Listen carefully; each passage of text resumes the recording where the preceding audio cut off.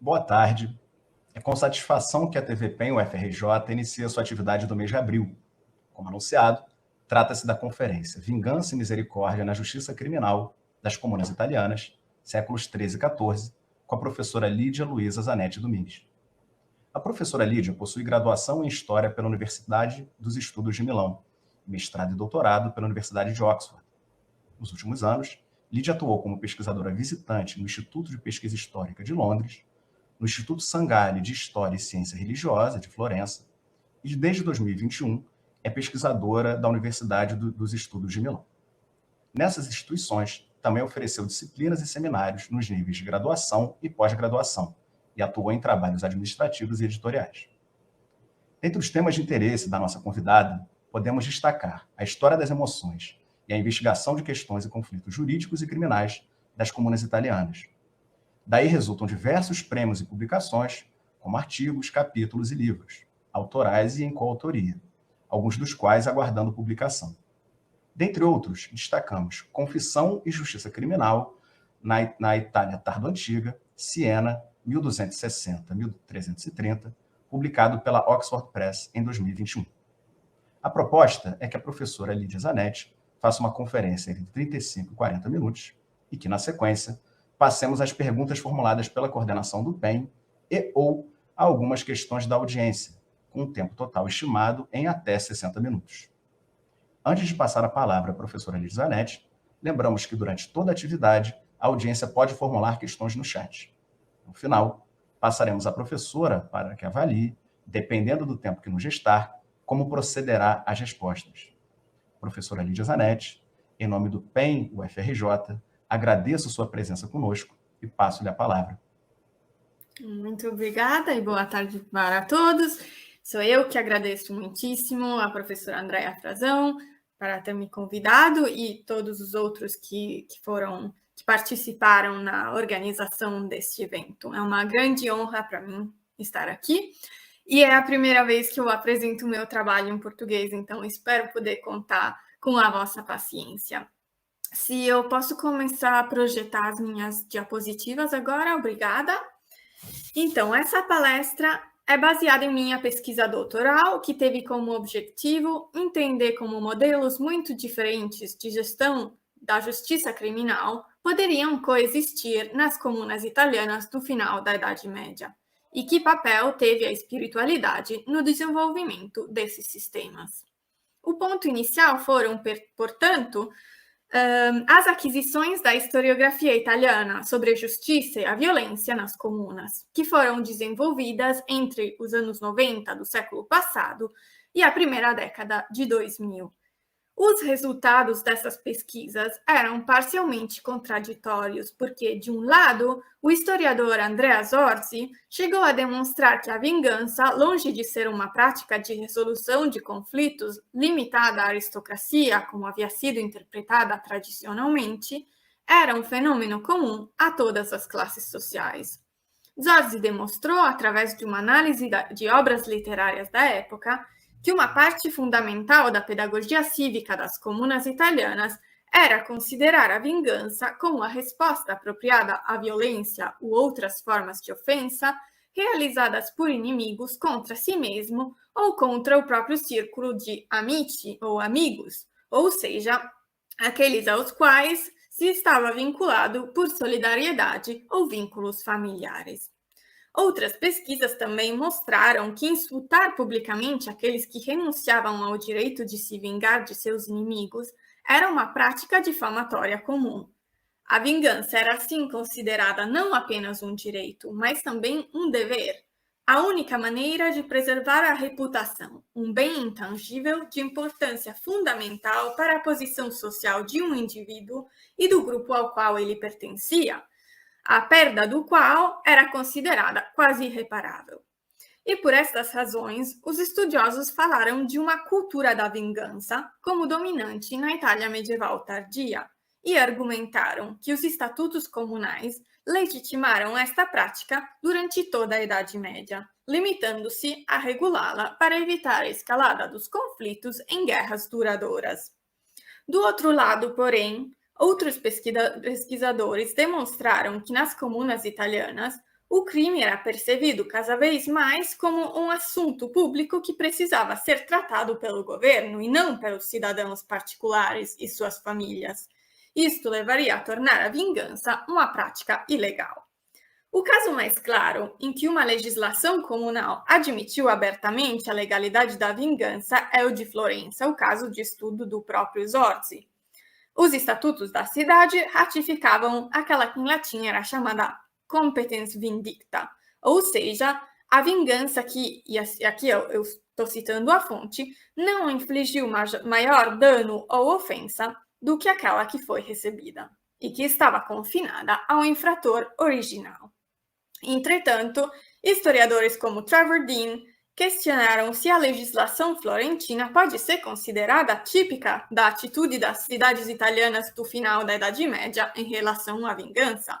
Em particular, o caso de Bolonha que ele estudou mostraria que a vingança se tornou ilegal na segunda metade do século XIII e poderia ser mais representativo do desenvolvimento da justiça criminal das comunas nesse período.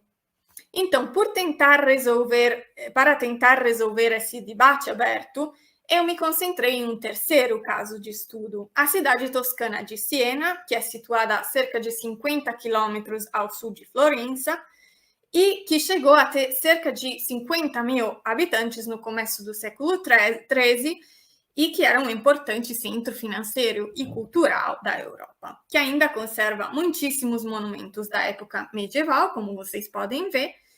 E por que eu escolhi essa cidade, além dela ser muito bonita? Porque Siena possui uma variedade de fontes úteis para tal estudo, incluindo tipos que até então não tinham sido aproveitados nesse âmbito em particular, além das fontes judiciais e estatutárias, que são muito ricas, especialmente aquelas estatutárias. A cidade é caracterizada por uma riqueza de fontes religiosas, tais como as geografias e sermões, para o século XIII e o começo do século XIV. Então, isso é fundamental para poder analisar as fontes legislativas e judiciais de Siena no contexto da intensa reflexão sobre os conceitos de justiça, vingança e misericórdia realizadas por membros de organizações religiosas, em primeiro lugar, as ordens mendicantes, mas também as numerosas confrarias religiosas de laicos que existiam na Europa desse período.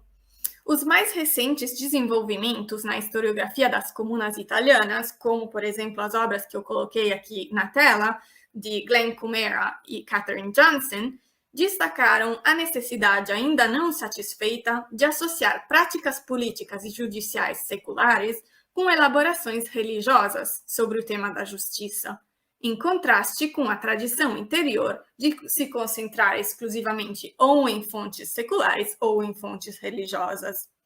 No caso da vingança em particular, o fato de que a pastoral começou a se concentrar em uma espiritualidade penitencial no período depois do Quarto Concílio Lateranense de 1215, onde a doutrina do sacramento da penitência como conhecemos foi estabelecida, pode tornar esses textos particularmente úteis para a comparação com fontes seculares.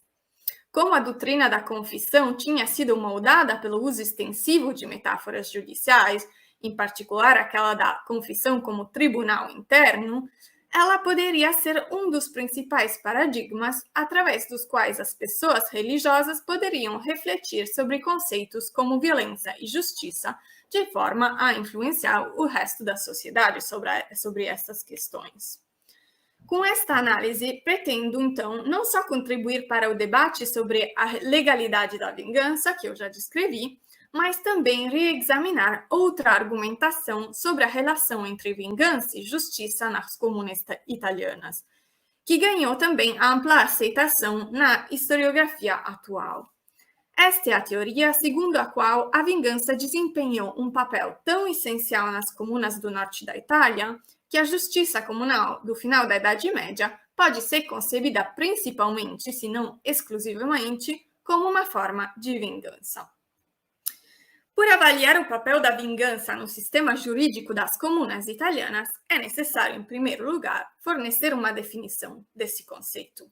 que é já uma tarefa na qual a comparação com as fontes religiosas é muito útil.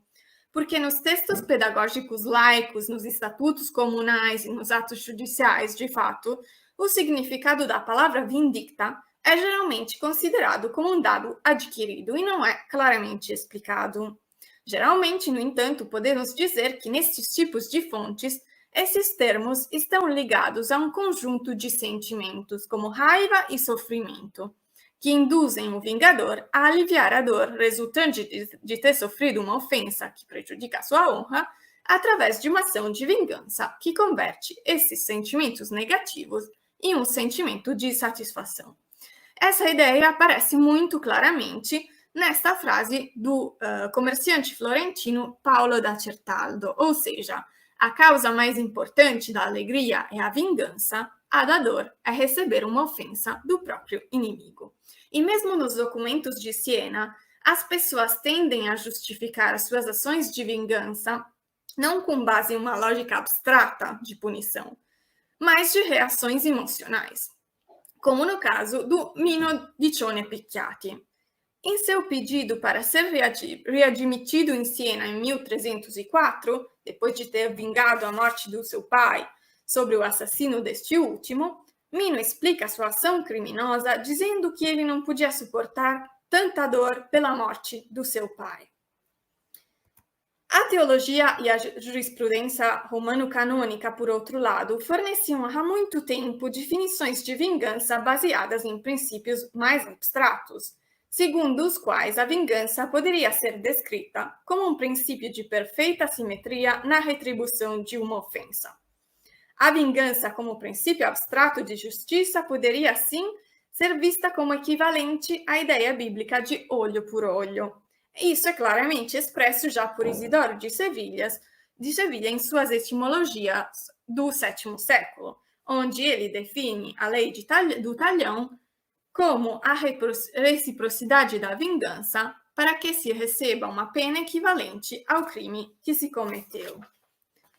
Então, a literatura pastoral do século XIII, e particularmente aquela de Siena, liga estes dois significados de vingança para explicar o preceito divino de que a vingança deve ser reservada somente para Deus, que aparece, por exemplo, na Epístola de São Paulo aos Romanos, na qual ele diz: "A vingança é minha, eu vou retribuir", diz o Senhor.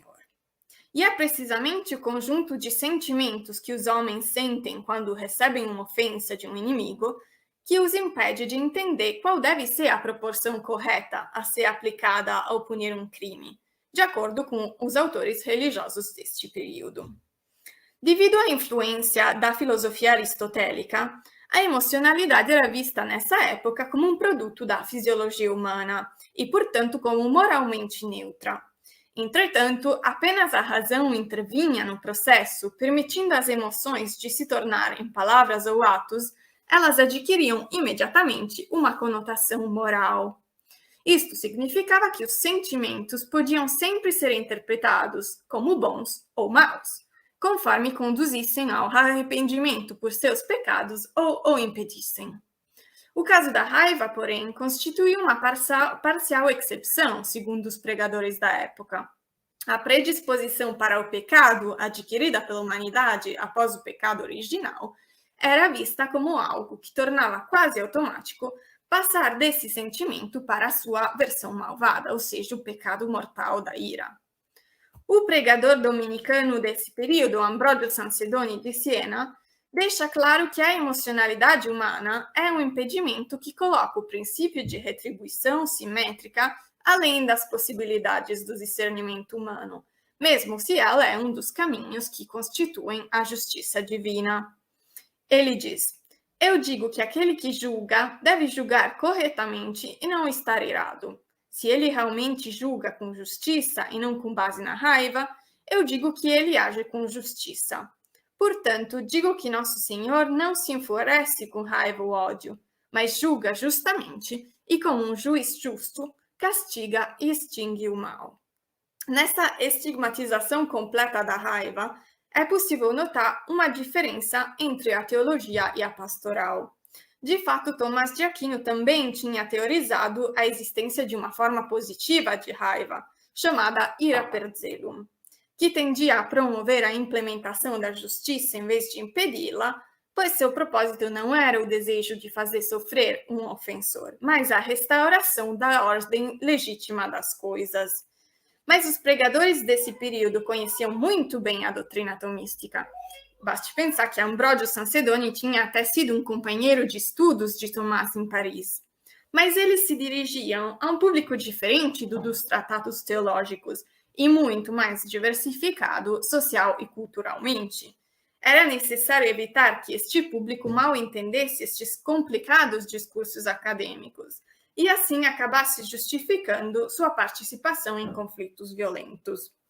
Portanto, eles aconselhavam os indivíduos e as elites dirigentes a inclinarem-se para a misericórdia, a abordagem oposta à vingança em suas atividades de resolução de disputas e justiça criminal, uma vez que os juízes, como seres humanos, também são propensos a cometer erros devido à sua tendência à raiva e o pecado.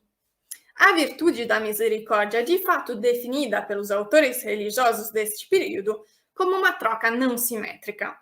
O bispo francês Guillaume d'Auvergne, no século XIII, deixa isso claro em um de seus sermões sobre o tema Estate misericordes, ou seja, sejam misericordiosos.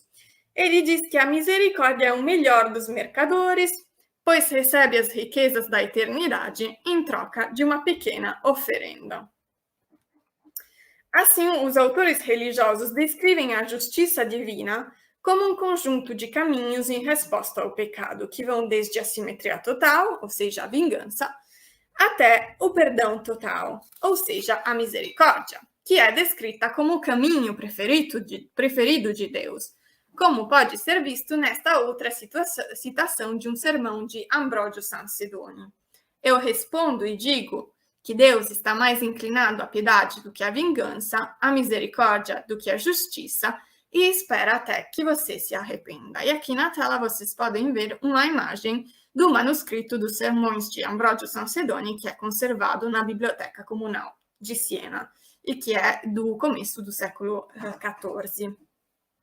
Então, a vingança, em conclusão, pode ser definida como a resposta simétrica a uma ofensa, a qual a pessoa recorre para acalmar o sentimento negativo produzido por ser ferida em sua honra. Mas essa prática foi legitimada na Comuna de Siena?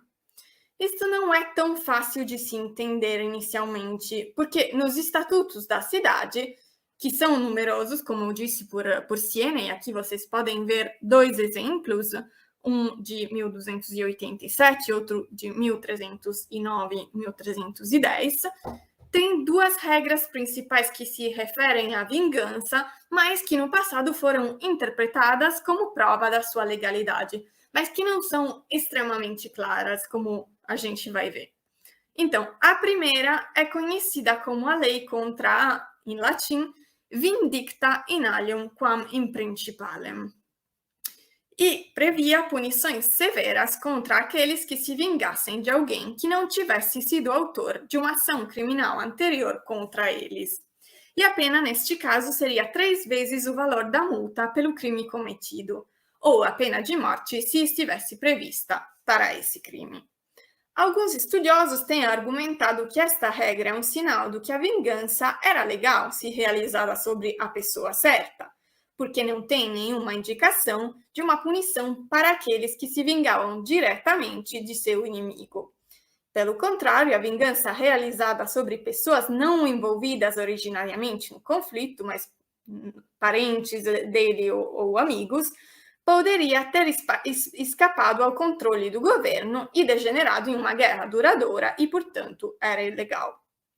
O objetivo desta regra teria sido, então, regular os limites da vingança legal.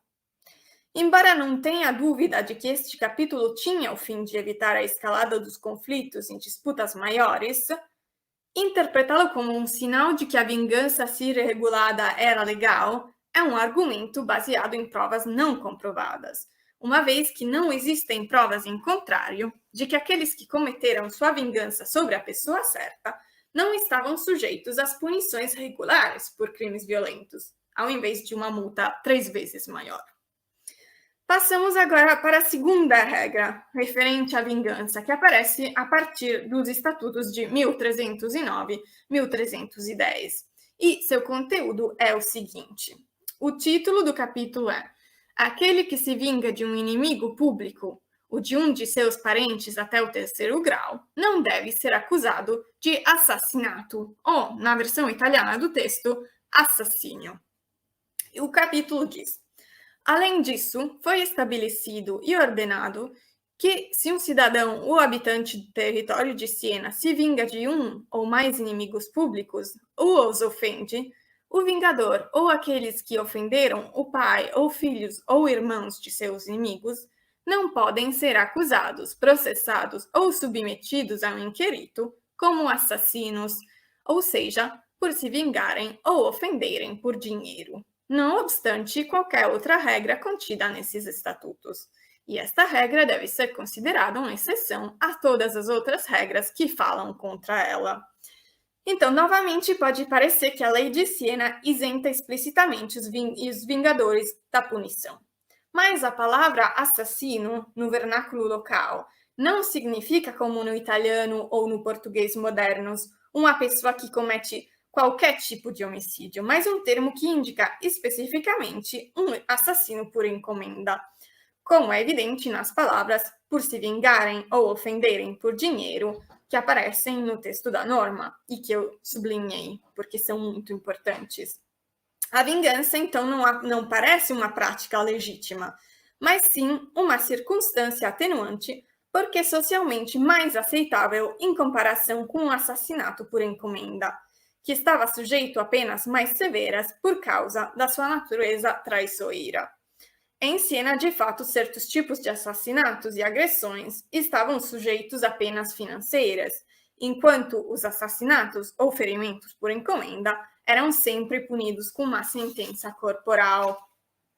O fato que esta regra não pretendia legitimar a vingança, se executada pessoalmente, é evidente a partir de uma petição de anistia enviada ao governo de Siena em 1321 pelo nobre Guglielmaccio Petroni, que era acusado de vingar-se de um de seus inimigos, delegando a tarefa de atacá-lo a um servo. Aqui vocês podem ver a página da petição de anistia de Guglielmo Petroni. Com base na regra que eu descrevi, Guglielmaccio foi condenado à morte, mas protestou que, como todos sabiam, ele tinha bons motivos para se vingar e, se o tivesse feito pessoalmente, só teria sido condenado a uma multa de 800 libras, que é um montão de dinheiro na Siena do século XIV, mas que provavelmente não era tanto assim por Guglielmaccio, que era um homem muito rico. Isso mostra que, mesmo que Guglielmaccio tivesse realizado sua vingança pessoalmente, ele não teria sido isento de punição. A vingança era, portanto, ilegal também em Siena, como em Bolonha, e também em outras cidades em que os estatutos mencionam abertamente alguma proibição neste sentido, como, por exemplo, Camerino nas Marcas ou Spoleto na Úmbria.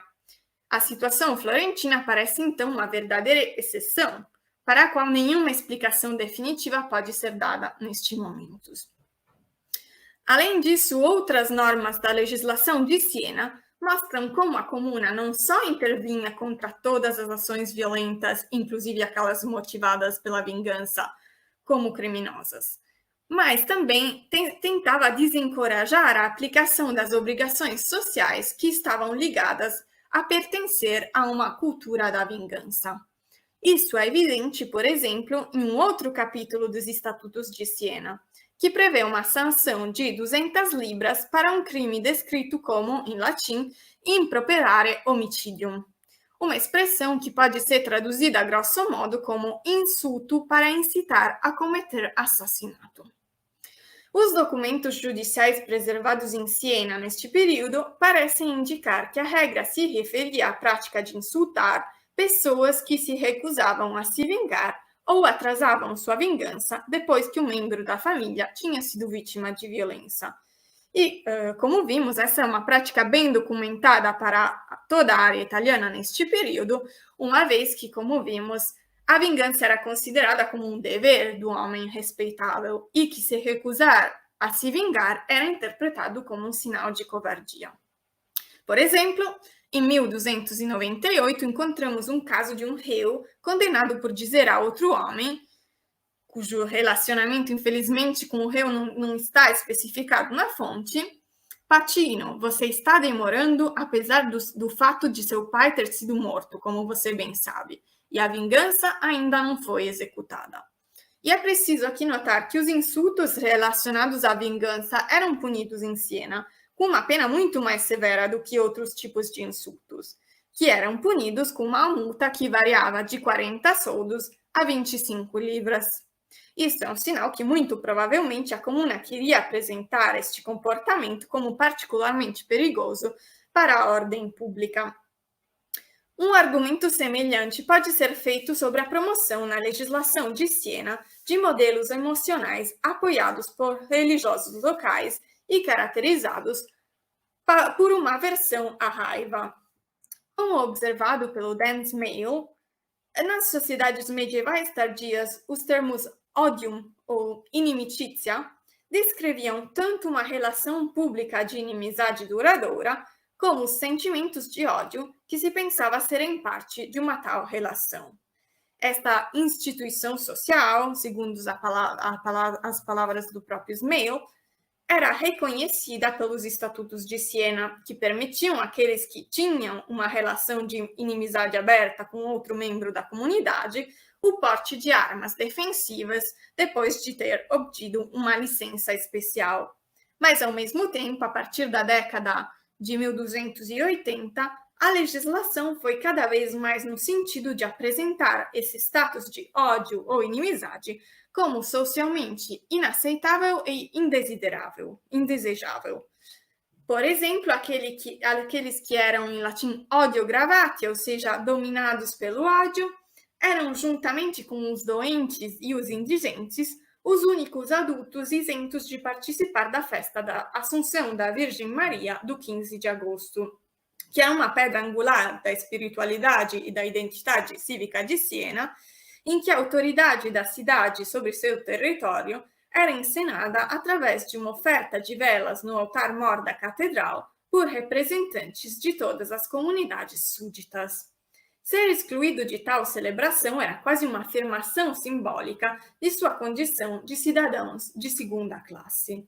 E, além disso, uma regra incluída nos estatutos das Sociedades Armadas da cidade, estabelecidas em 1300 para defender a ordem pública, proibia a adesão a tais sociedades àqueles que tivessem, e ainda uma vez eu cito a fonte, uma inimizade mortal contra outro cidadão. Outras razões para ser excluído de tais sociedades eram não pagar impostos ou ser um magnate, ou seja, um membro da classe aristocrática que tinha sido excluída em muitas comunas dos mais altos cargos políticos.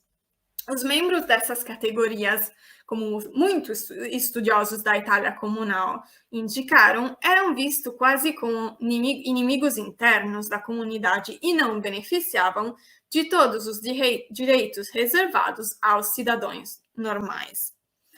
Enfim, as fontes judiciárias de Siena, mas também de muitas outras comunas, como Reggio Emilia, Bolonha, Trieste e a mesma Florença, relatam numerosas expressões tais que irato animo et malo modo, ou seja, com raiva e maldade, ou irato animo et a pensate, ou seja, com raiva e de propósito, na descrição de atos criminais. E não tem dúvida do que a raiva e a intencionalidade parecem estarem intimamente ligadas nessas expressões, o que indica que nas fontes judiciárias comunais, esta emoção é vista como decorrente de decisões racionais e ligada a comportamentos pecaminosos, como é nos sermões do século XIII. A análise do caso de Siena sugere, portanto, que a tendência dos governos tem sido para uma reorientação da opinião pública contra as práticas associadas a uma cultura da vingança. embora a influência deste modelo nos sistemas de justiça penal não tenha desaparecido de repente, como indicado pelo fato que a cultura da vingança continuou a ser um tema popular da literatura pedagógica da Itália medieval e que era talvez possível usar a vingança como circunstância atenuante nos julgamentos, como vimos. Além disso, como mostram estudos anteriores, nas fontes das comunas italianas, incluindo Siena, existem muitos exemplos em que as palavras vindicta e ultio, que significam vingança, foram usadas para indicar a atividade da justiça local. E aqui vocês podem ver alguns exemplos. Como então explicar o fato que as autoridades de Siena apresentavam a vingança como um modelo para sua própria justiça e, ao mesmo tempo, desencorajavam ativamente sua prática entre os cidadãos? Então, a resposta provavelmente está na dupla definição de vingança como, por um lado, uma reação emocional ao conflito e, por outro, como princípio abstrato de punição, como vimos. Então, a retribuição simétrica sabemos que era vista como uma forma perfeitamente admissível de punição e era até descrita como um dos atributos tradicionais da justiça divina. Era o aspecto emocional da vingança que era visto como problemático pelas autoridades religiosas e seculares, por causa de sua relação com o pecado mortal da ira. Se o indivíduo cuja capacidade de discernir era considerada prejudicada pelo pecado original, não era considerado capaz de recorrer à pura retribuição, a comunidade, por outro lado, não estava sujeita às mesmas limitações. E foi particularmente a partir dos séculos XIII e XIV que a comuna, influenciada pelas doutrinas teológicas que descreviam a igreja como um corpo místico, começou a se apresentar como uma persona ficta, ou seja, uma entidade jurídica que era considerada como dotada de direitos e responsabilidades como uma pessoa, mas que não existia concretamente.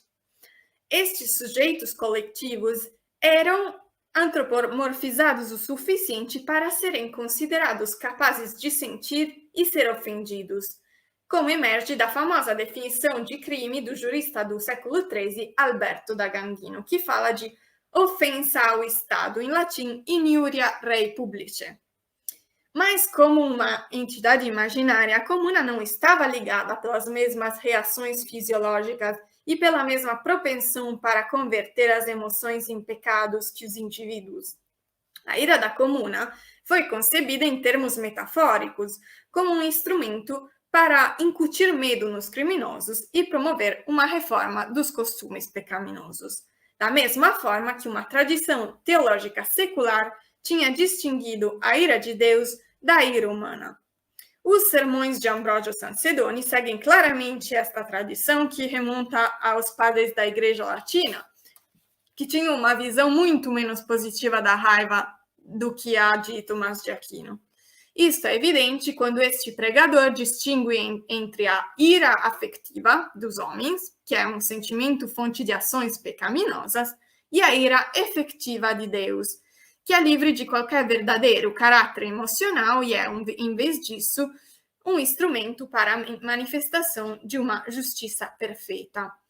Então, aqui vemos uma outra vez uma visão muito melhor da ira, como qualquer coisa de muito mais positivo, mas por um caminho diferente de aquele do Tomás de Aquino, que é reservada só a Deus. Em vez, o Tomás de Aquino, como dissemos, considerava que a ira per zelum era uma forma de raiva boa que também os humanos podiam utilizar.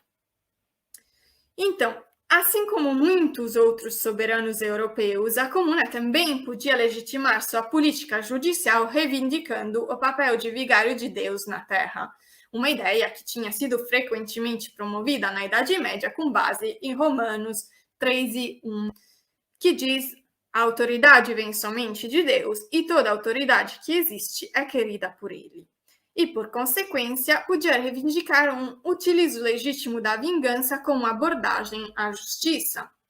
Entretanto, isto não significa que justiça e vingança foram consideradas sinônimos, pelo governo de Siena e pela elite governante das comunas italianas.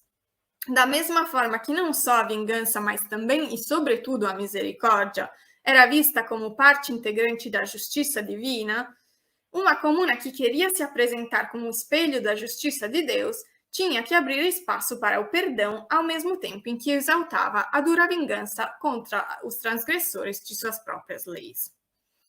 Existem indicações claras de que em Siena a justiça não era, antes de tudo, uma forma de vingança, mas, novamente, um espectro que se estendia da vingança à misericórdia, e no qual cada atitude possível era considerada tão válida quanto as outras.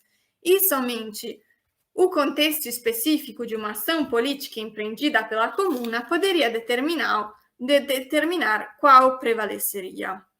Assim como nos sermões, a palavra vindicta é sempre usada nos documentos para indicar uma reação simétrica à punição.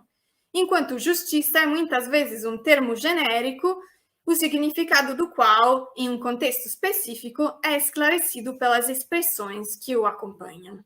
Então, podemos encontrar nas fontes uma variedade de frases, como aquelas que eu coloquei aqui, amore justitia et equitatis, intuito justitia et iuris rigore, justitia cum misericordia observare. Vemos aqui todos o espectro a partir do iuris rigore, então da severidade da lei e da justiça até a justiça que é feita através da misericórdia.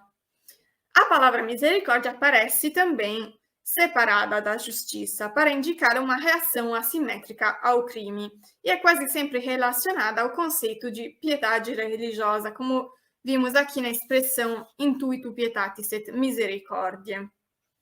Essa é uma clara indicação que esta era ligada aos olhos do povo comum a um mandamento divino de perdoar os pecadores, tão frequentemente recomendado pelos mendicantes em sua pastoral. E, de fato, estas não permaneceram puras proclamações ideológicas, mas a partir da segunda metade do século XIII, houve um alargamento concreto dos espaços concedidos à misericórdia no sistema judicial, quais libertações rituais de prisioneiros pobres, anistias, exemplos de tratamento favorável aos criminosos pobres e simples pelo sistema judiciário da comuna. Os religiosos de Siena, que fossem padres, membros das ordens de mendicantes ou penitentes laicos, agiram efetivamente como um grupo de pressão, fazendo campanha para implementar estes princípios dentro do sistema de justiça criminal.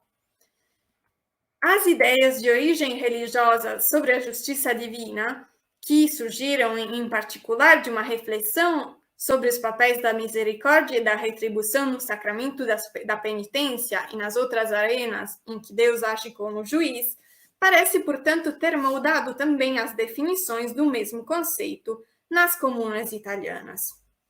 A justiça, tanto para a comuna de Siena quanto para os pensadores religiosos, era um conceito polissêmico, que ia muito além da pura retribuição, para incluir todos os caminhos considerados válidos ao realizar um julgamento, incluindo aqueles não simétricos, que são, enfim, os que Deus favorece. Tem pelo menos um caso de reconhecimento explícito da dependência das elaborações da comuna sobre o dever de integrar misericórdia em sua justiça, da doutrina penitencial da Igreja. E este documento é um acordo de paz feito em 1318 entre Siena e a comunidade sujeita de massa no final de um conflito sobre o controle da comuna rural de Gianfalco. E como vocês podem ver na fonte, a doutrina da Igreja e a contrição da comunidade de massa são explicitamente mencionadas como as motivações que levaram Siena a perdoar os crimes dessa última. Então, por concluir, a análise do papel da vingança e da misericórdia nas fontes de Siena mostra como a doutrina penitencial da Igreja foi um paradigma influente através do qual as sociedades medievais tardias refletiram sobre os problemas da vingança e do crime. Um paradigma que deve ser reconhecido como outra contribuição fundamental da pastoral dessa época às teorias e práticas sociais da Idade Média, nas comunas italianas, como também no resto da Europa Ocidental. Muito obrigada pela atenção e espero que tenham apreciado. Muito obrigado, professora Lídia Zanetti, pela excelente conferência. A gente agora, conforme indicado, a gente passa a questões primeiramente formuladas pela coordenação do PEN, e a gente, Lídia, nos últimos eventos que a gente tem feito em caráter remoto, também porque eles estão diretamente associados à publicação de livros, enfim, ao mercado editorial, a gente tem conversado com os autores e autoras a respeito da situação acadêmica, da situação de pesquisa, e aí eu diria que a primeira pergunta que a gente gostaria de fazer a você é como você avalia que, nesse momento, se encontra o campo de trabalho para os medievalistas na Europa, no início dos anos 2020, no início da década de 2020, qual é a sua avaliação geral sobre a situação desse campo? Então, a avaliação geral é um pouco negativa, porque no último período eu acho que os estudos medievais são um pouco sob ataque, como estudos que são muito longe das problemáticas atuais que temos hoje em dia. E na Inglaterra, em particular, que é um contexto que eu conheço porque eu frequentei bastante, tem sempre menos estudantes que querem estudar a história medieval, porque é considerada como uma disciplina de elite, que tem a ver só com homens brancos, ricos, cristãos.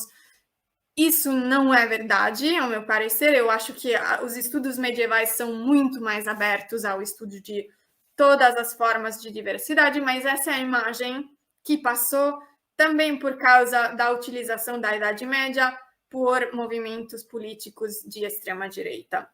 Então, tem essa ideia que a história medieval não é mais interessante, é potencialmente problemática, e isso se traduz também em cortes dos financiamentos e cortes de trabalhos, de salários de professores.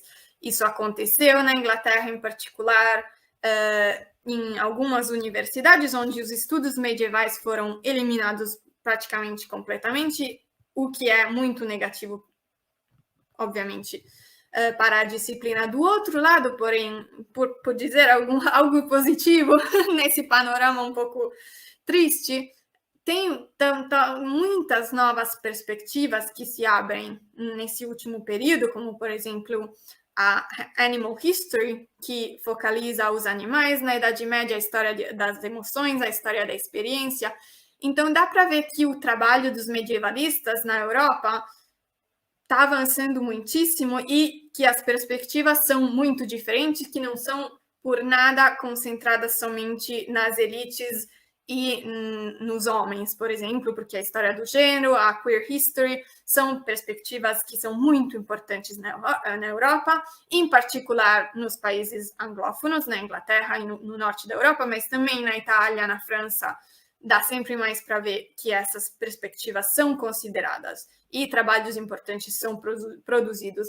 Pode ser que o problema dos medievalistas seja que não comunicamos o suficiente essas ideias para o público, que continua pensando que a Idade Média é a história de cavaleiros e de reis, quando é uma coisa muito diferente, sobretudo no caso da Itália, onde é mais uma história de mercadores e das mulheres que tinham que ajudar a coordenar todas as atividades quando os homens estavam longe. Então, que é particularmente ideal para estudar a história das mulheres, por exemplo.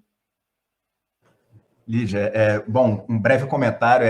A sua fala vai, num certo sentido, bastante próxima do que a gente tem testemunhado no Brasil também. Quer dizer, uma percepção da Idade Média, do campo de estudo como elitista, vinculado a temas muito tradicionais, de erudição, de enciclopedismo, e a avaliação que eu tenho do contexto brasileiro é bem próxima da sua. Quer dizer, então, talvez tenhamos que convencer o grande público e pares, inclusive, de outras áreas, de que a diversidade, a complexidade conceitual, de reflexões, se faz presente no nosso campo de estudos, ao contrário do clichê que se reproduz, né, tanto na academia quanto fora dela.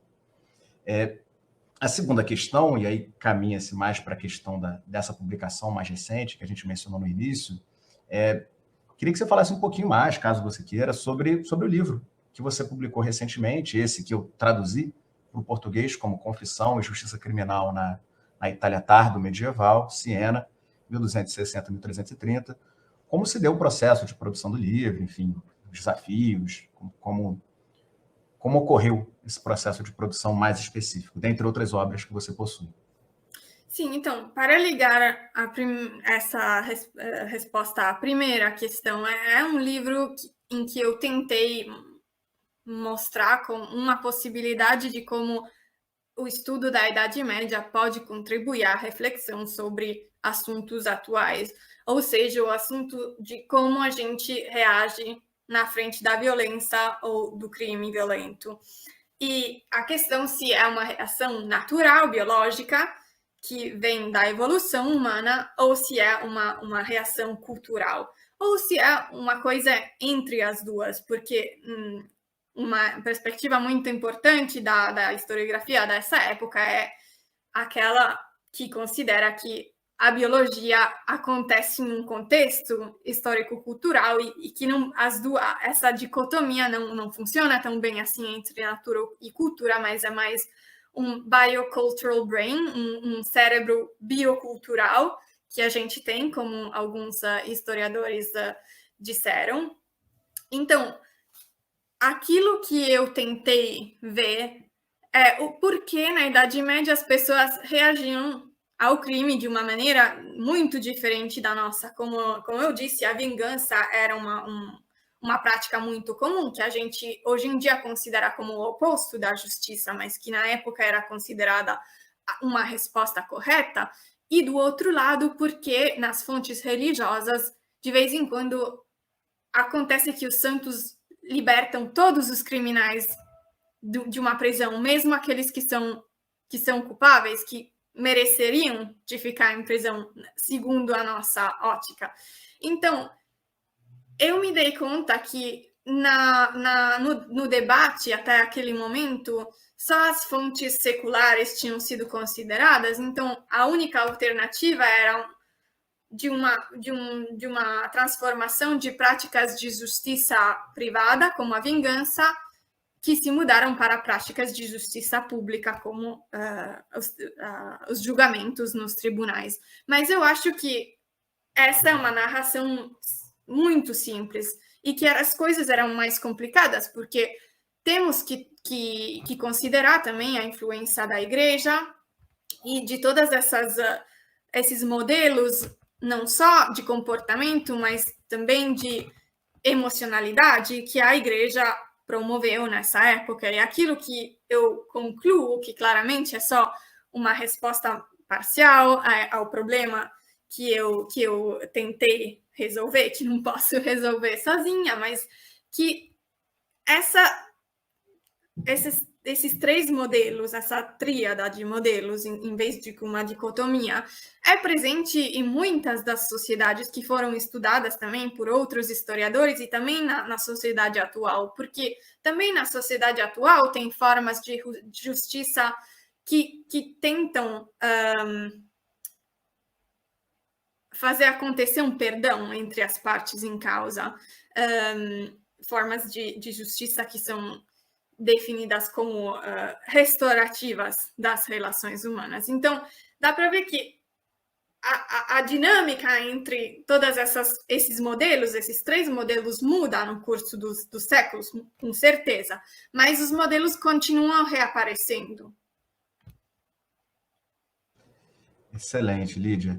Temos mais uma, enfim, essa é mais de prognóstico, né? Quais outras pesquisas você vem desenvolvendo atualmente e, enfim, se você pensa em esboços para o futuro, enfim, o que você pensa em fazer a partir de agora ou que já vem fazendo em paralelo com a divulgação do livro?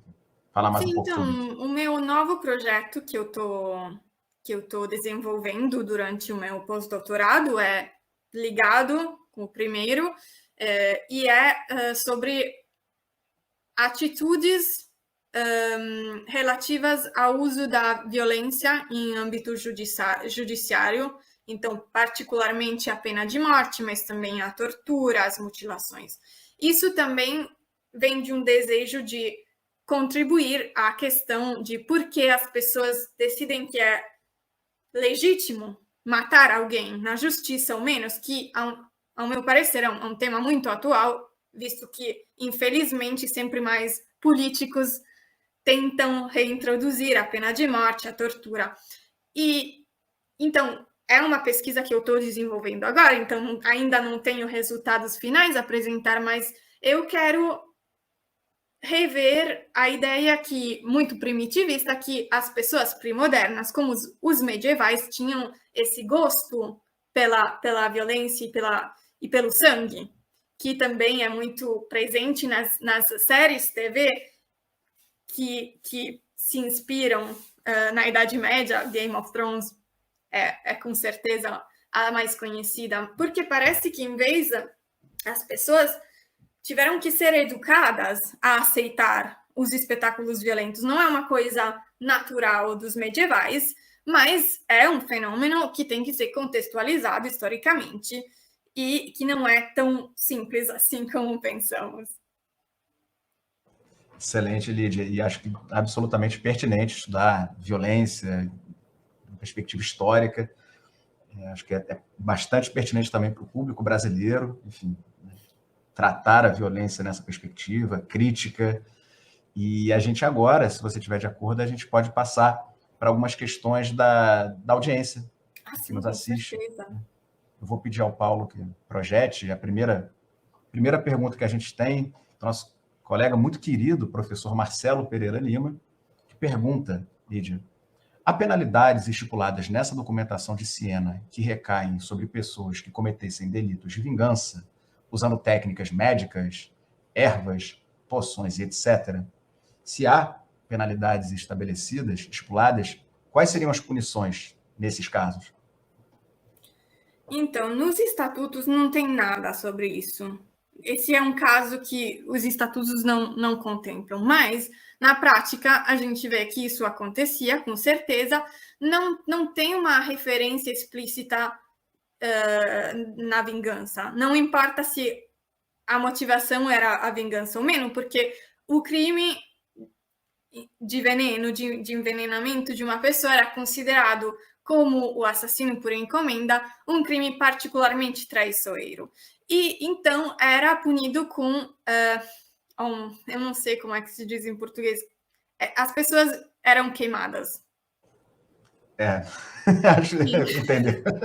Deu para entender. Então, não era a decapitação, que era a pena normal por assassinato, mas nesse caso, provavelmente porque tinha ligação com a magia, com a bruxaria, e, em geral, porque os crimes traiçoeiros eram punidos com mais severidade, mas, de vez em quando, a severidade podia ser declinada de uma outra forma. Mas, nessa forma, em particular, a forma do envenenamento era, com certeza, ser queimado. Obrigado, Lídia. De nada. Temos mais alguma do próprio professor Marcelo? Pergunta: a correlação de forças políticas intracomuna e seu contexto são o que ajuda a explicar a tolerância ou intolerância à vingança e à distribuição da misericórdia? Sim, eu acho com certeza. Tem uma Desculpa, outra questão? a gente pode fazer as duas juntas? Isso, a gente faz depois, então. Ok. Sim, muito obrigada pelas questões. E eu acho que tem muito a ver com as relações entre grupos intercomuna. Porque a gente sabe que o caso de Florença é um caso de uma cidade com muito mais conflitos entre fações, em comparação com Siena. Florença era extremamente famosa por causa da sua conflitualidade. O caso de Dante é particularmente famoso, e mesmo as práticas de misericórdia em Florença, como, por exemplo, a libertação ritual de prisioneiros, tinham um significado diferente em Florença, porque os criminais que eram libertados dessa forma tinham que ser humilhados de uma forma. Então, eles tinham que participar dessa procissão até a catedral da cidade vestindo esses vestidos que levavam escritos os crimes que eles tinham cometido. E é por isso, por exemplo, que Dante se recusou a participar a um ritual desse tipo para ser readmitido na cidade de Florença após o exílio. Em vez em Siena, esse aspecto de humilhação não era presente, o que significa que provavelmente a elite da cidade não tinha essa necessidade de afirmação do próprio poder sobre os partidos que não tinham ganhado a competição política.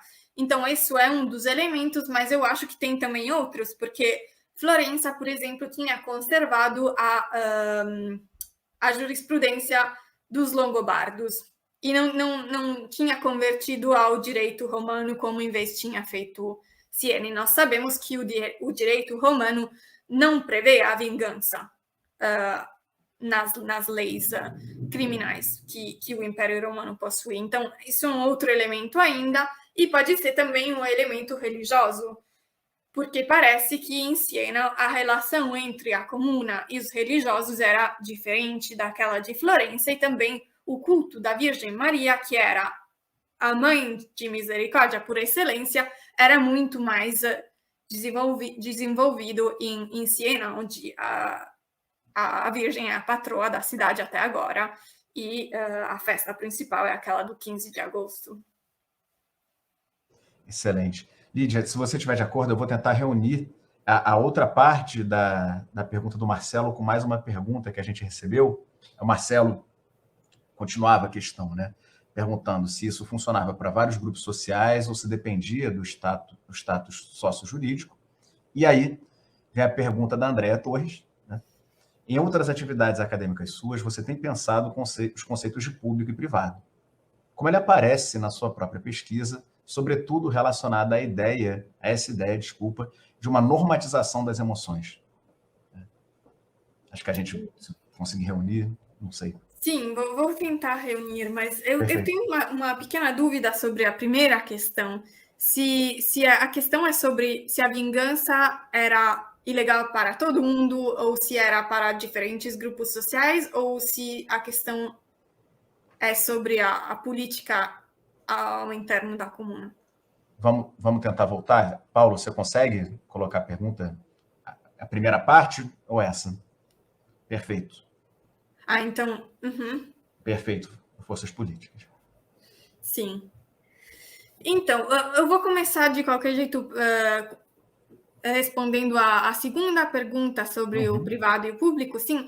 Então, o que eu estou tentando analisar é também a questão das emoções coletivas, ou seja, como as pessoas em um lugar público sentiam as mesmas emoções e de qual forma as emoções eram comunicadas de uma pessoa para a outra. Isso particularmente no meu novo projeto, onde as atitudes que as pessoas tinham quando assistiam uma execução, em teoria, deviam ser atitudes de medo, um sentimento de medo, porque é essa função de deterrente que a gente pensa que as execuções têm que ter também na sociedade atual. E o interessante é como tem uma independência emocional das pessoas na frente das execuções, o que mostra que tinha uma tentativa de apresentar modelos emocionais como os modelos oficiais e públicos, mas que, vamos dizer que tinha um outro público, o público da opinião pública, que é um conceito que claramente, por muito tempo, foi considerado como muito longe da Idade Média e que não podia ser usado para a Idade Média, porque sabemos que o Habermas disse que a opinião pública é um fenômeno moderno que nasce no século XVIII, se não XIX, depende. Mas, dependendo da definição de opinião pública que a gente usa na nossa pesquisa, o público se forma quando as pessoas precisam responder a um problema que acontece na frente deles, se sentem todos envolvidos nesse problema e tentam procurar uma solução. E então o que é público lá? É o público do Estado, que ainda é uma outra categoria muito problemática na Idade Média, mas o público do governo, que tenta se apresentar como o público por excelência, ou o público da opinião, o público das pessoas, que eram o povo, o popolo, como se diz na Itália comunal. Então, dá para ver que tem uma discussão, um debate sobre o que é o público, quem representa melhor a ideia do público e também a legitimação do poder, porque mesmo nas comunas italianas, o poder era o poder do povo, em teoria, mesmo se esse povo era claramente uma elite econômico-social e não todo mundo podia votar nos conselhos e tudo mais. E assim a gente pode também fazer um colegamento com a outra pergunta e falar das classes sociais. Então, aquilo que eu vi na minha pesquisa até esse momento é que os modelos de justiça criminal não são exclusivos de certas classes sociais, pelo menos em Siena, mas que ao interno de uma mesma classe social dá para ver que as pessoas reagem de maneira diferente. E tem, por exemplo, conselheiros da Comuna de Siena que têm opiniões muito diferentes sobre a legitimidade das práticas de misericórdia, a legitimidade da vingança, a necessidade de implementar punições mais severas contra os criminais. E não dá nem para pensar que eles têm uma certa ideia porque eles pertencem a uma certa família, que todos os membros de uma certa família, de uma certa facção, têm a mesma ideia sobre o crime. Então, lá dá para ver que as coisas são muito mais individuais, pessoais, devem ser também ligadas com inclinações pessoais das pessoas, por exemplo, a religiosidade, a espiritualidade deles, mas é claramente um elemento muito intangível na história, porque é verdadeiramente difícil depois poder dizer essa pessoa tinha um caráter desse tipo, porque claramente é difícil de seguir o percurso de vida dessas pessoas. Ótimo, Lídia. A gente já está avançado na hora, né? A gente está cumprindo aqui. Então, acho que a gente pode ir encerrando a nossa apresentação. Antes dos agradecimentos finais, eu queria perguntar se você quer fazer alguma consideração, quer falar algumas palavras finais? Eu queria agradecer muitíssimo e me faz muito prazer de ter essa conexão com o Brasil, sendo eu ítalo-brasileira, e é uma pena que também no Brasil tenham problemas de legitimidade do nosso campo de estudos, mas espero que essas colaborações possam ajudar nesse sentido.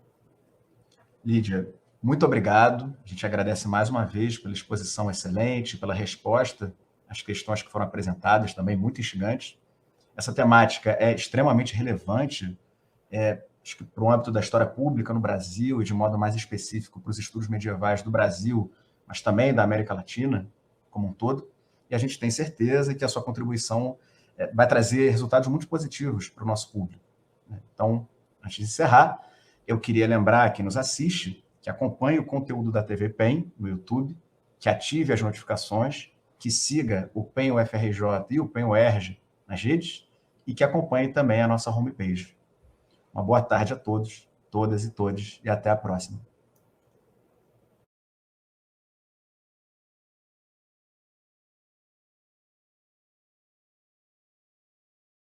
Então, a palavra vindicta é sempre usada